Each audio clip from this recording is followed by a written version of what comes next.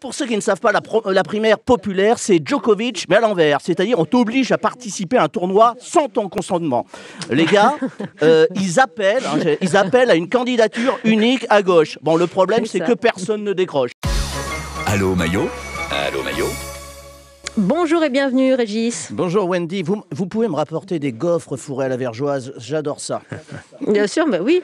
Laissez-moi terminer l'émission et je m'en vais vous apporter les gaufres. Les petites courses, allez, c'est les carnets de campagne, c'est parti. À la campagne.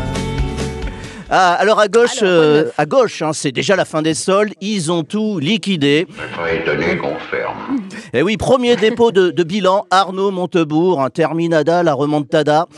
Il nous a fait une Florange bis, le Arnaud, fermeture de l'usine. Bon, plus de clients, aucun repreneur, hein. C'est triste parce que moi je l'aime bien, Montebourg. Son souci, c'est qu'il n'a pas la tête de ses idées. Montebourg, c'est Che Guevara qui aurait été élevé chez les Duquesnois.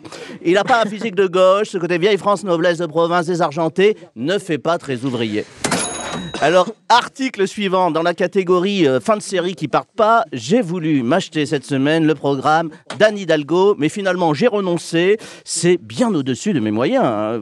Anne Hidalgo, elle a un côté qatari au PSG, hein. Elle arrose tout le monde. Vous avez vu, elle a promis une dotation de 5 000 € à chaque jeune pour son 18e anniversaire. C'est formidable. Je veux dire, quand tu en arrives à acheter les suffrages de citoyens qui n'ont pas encore l'âge de voter, ça sent la détresse respiratoire. Vous savez, la fameuse PLS, la position latérale de socialisme.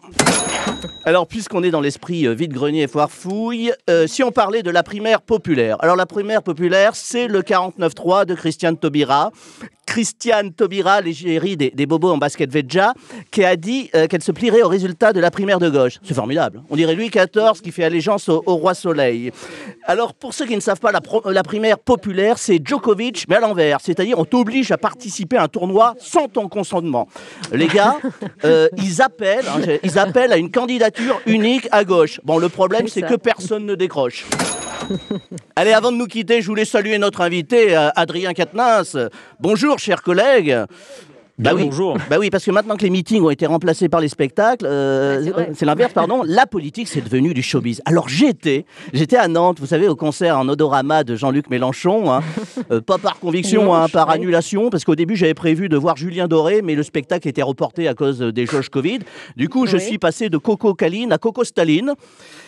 Et je confirme que la promesse olfactive a été tenue. Ça sentait la gauche, hein, ça sentait fort. Faut dire, j'étais assis à côté d'un zadiste qui s'était pas lavé depuis l'évacuation de Notre-Dame-des-Landes.